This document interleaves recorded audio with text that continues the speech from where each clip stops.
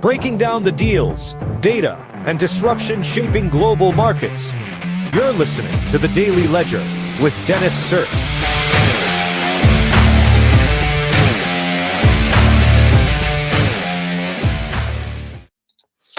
Hey folks, it is Friday, January 2nd, 2025. You're listening to The Daily Ledger Show, and I'm your host, Dennis Sert. Great to be here with you today. Hope you had a good week, a good holiday week. We're heading into the weekend, and yeah, it should be a fun time. Hope you get lots of rest. Why don't we talk about some of the macroeconomic data, and then I'll discuss what we're going to talk about today, which is, just real quick, I found this interesting article that I decided was fair game because I found it in the Wall Street Journal tech section. Realize that critical thinking has become a liability. And this will be like a tech-based view of that. Next, we're going to talk about Sam Altman is trying to take on the App Store. He's got a long ways to go. And we're going to end with OpenAI bets big on audio as Silicon Valley declares war on screens. But before we do that, let's talk about the macroeconomic data, which is as follows. Dow Jones is down 0.28%. NASDAQ is up 0.90%. S&P 500 is up 0.47%. And Bitcoin is up 2.02%. Kind of a huge spike there. To 89,628. I don't know why Bitcoin is kind of underperforming the market for the past month or so, but yeah. But in terms of figuring out whether the other stocks that you follow in your portfolio are overperforming or underperforming the market at any given point, make sure to download By AI Market Analysis, which is a financial co-pilot that tells you when you should enter and exit the stock market for any given stock in your portfolio. It does that based off of certain key metrics like the Bollinger Bands, MACD curve / signal curve, as well as the RSI curve, as well as news sentiment. So make sure to download By AI. It's not a financial advisor, neither am I, and past success does not guarantee future results, but it's still a tool I use every morning when I'm trading stocks via Robinhood. So make sure to download By AI off the App Store. Okay. So again, I found this article off of the tech section here. It says your key survival skill for 2026: critical ignoring. In an age of endless low quality information, it's time to fight our instinct to seek out and absorb all we can. It takes practice. So I guess it kind of talks about, like trying to find good sources of information, all that. I tend to get my information from a wide variety of sources, and then I add my worldview to that, and then kind of come up with a mix and like a final output. But aside from me, I thought what was interesting here, it says realize that critical thinking has become a liability. And it's really funny because this is the legacy media. This is just the latest example of the legacy media sort of advocating to not critical think. Like they're advocating for groupthink, which is really funny to me. I noticed this in 2021 as well with this New York Times article where it says, don't go down the rabbit hole. So it's an op-ed. Critical thinking, as we're taught to do it, isn't helping in the fight against misinformation. Again, this is 2021. And there are other articles out there. This is just one that I saved.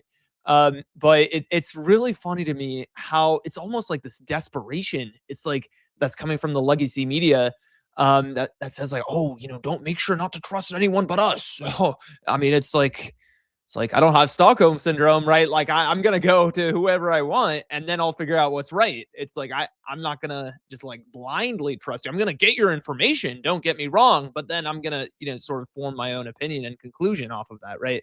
So, anyways, I think that's as far as I want to go into that. Sam Altman is trying to take on the App Store. He's got a long ways to go. From the Wall Street Journal, ChatGPT apps are a key piece of OpenAI's long shot bid to replace Apple. Many aren't yet useful.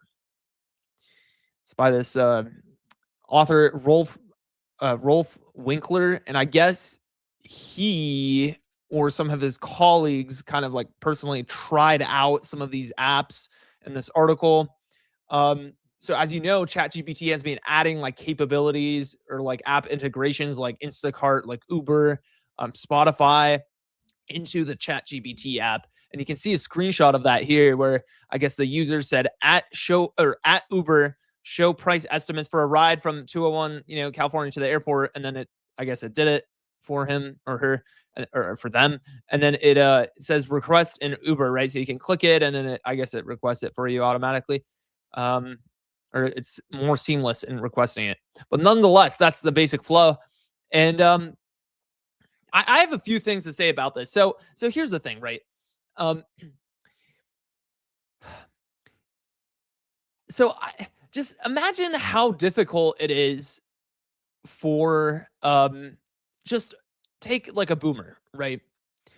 Imagine how difficult it is for a boomer to open their phone and then look up Uber or Lyft or whatever, Waymo, and then book a ride, right? I mean, that's kind of a unique skill that boomers have. And I'm only half kidding there. Like, I'm not even 100% ironic in that. It's like many boomers still refer to Ubers as taxis and they kind of rely on other people to do it for them. Like, I wouldn't really expect a boomer, and I hate to throw them under the bus, but this is, culminating in a real point here.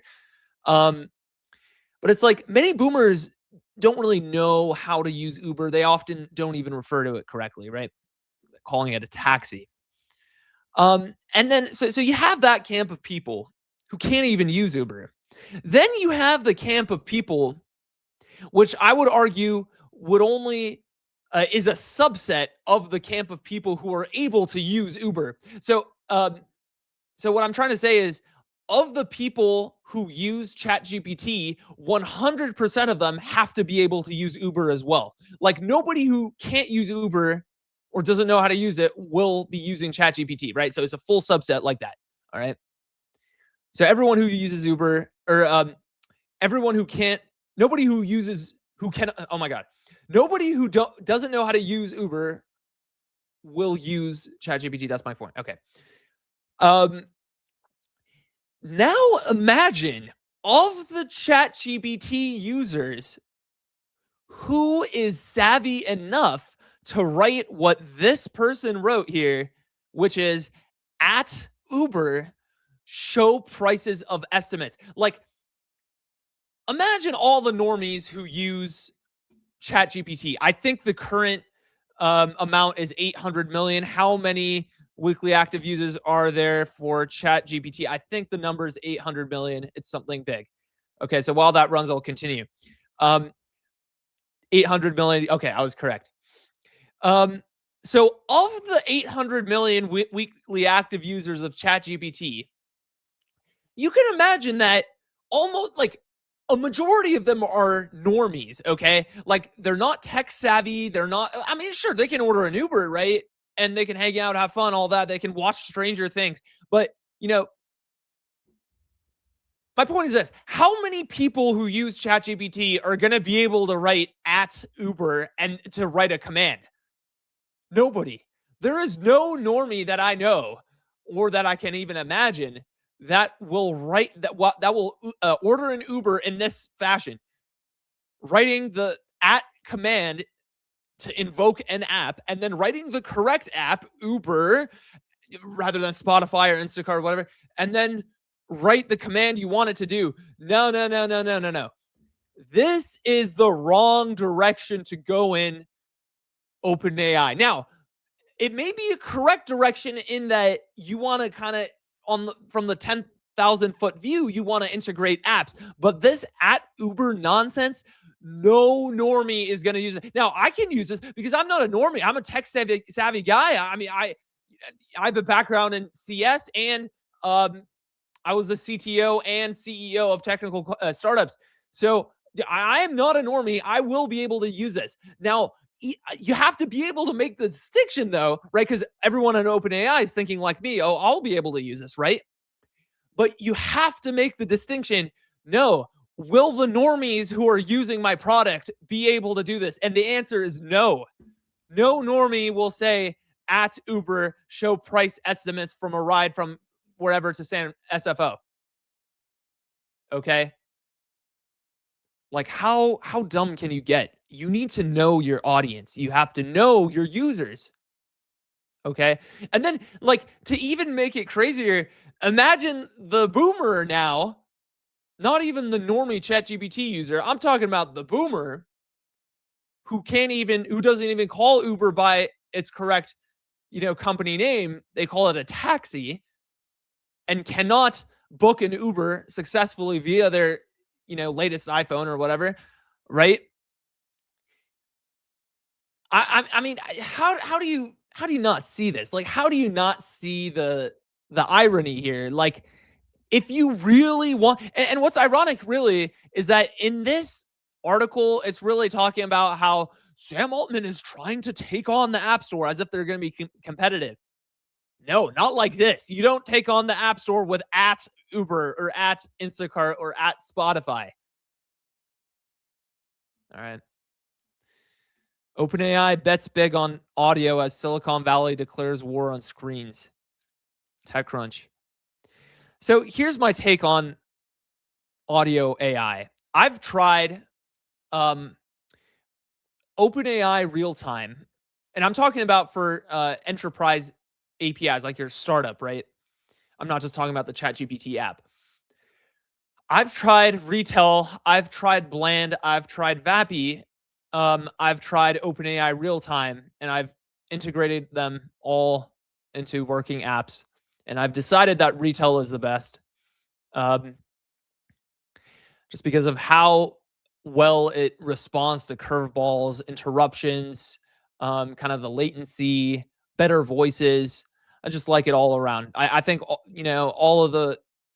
I happen to know some of the members from all of these companies that I listed, all except OpenAI, personally, some of them, and I think they're all great people. But that's just my technical opinion on the matter.